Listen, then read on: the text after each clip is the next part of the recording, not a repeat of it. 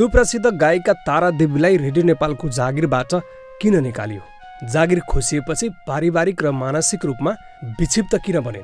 तत्कालीन राजनीतिक परिवर्तन र प्रशासनिक व्यवस्थाको शिकार कसरी भइन्? के उनले गाएका गीतहरूले राजनीतिमा कुनै हलचल ल्याएको थियो?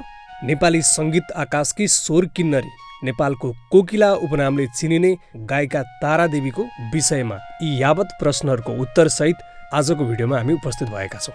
हुन त गायिका तारा देवीको व्यक्तित्व र कला सधैँ विवादरहित र सम्मानित नै रह्यो। यद्यपि उनको जीवनकालमा उनीसँग जोडिएको एउटा मात्रै मुख्य प्रशासनिक विवाद र चर्चाको विषय भनेको रेडियो नेपालको जागिरबाट बिना कारण निकालिनु हो। तारा देवीले रेडियो नेपालमा लगभग 30 देखि 42 वर्षसम्म सेवा गरेकी थिइन्। राजा वीरेन्द्रको हुकुम प्रमाङ्गीद्वारा उनी शाखा अधिकृत हुँदै उपसचिव स्तरीय गायिका समेत बनेकी थिइन्। तर विक्रमसँग 2046-47 को राजनीतिक परिवर्तन जति बेला बहुदलीय व्यवस्थाको पुनरागमन भएको थियो, त्यसपछि प्रशासनिक हेरफेरका नाममा उनलाई कुनै स्पष्टीकरण बिना नै वा कसुर बिना नै जागिरबाट बर्खास्त गरियो। यस घटनालाई तत्कालीन समयमा कला र कलाकारमाथि गरिएको राजनीतिक प्रतिशोध र ठूलो अपमानका रूपमा हेरियो। तारादेवी जागिर खोसिएपछि निकै मर्माहत भइन्। त्यसको केही समयपछि नै उनका 25 वर्षीय छोरा शशीको क्यान्सरको कारण र त्यसको 4 वर्षपछि श्रीमान जो हवाई चालक शिवबहादुर श्रेष्ठ थिए, उनको हवाई दुर्घटनामा मृत्यु भएको थियो। जागिर खोसिनु र लगातारको पारिवारिक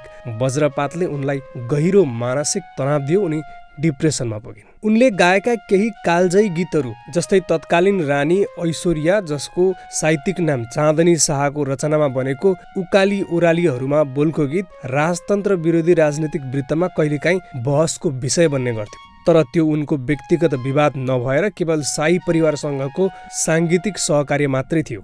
समग्रमा भन्ने हो भने तारा देवीको आफ्नो गायन वा चरित्रको कुनै विवाद थिएन। उनी केवल तत्कालीन राजनीतिक परिवर्तन र प्रशासनिक व्यवस्थाको शिकार मात्र भएकी थिइन्।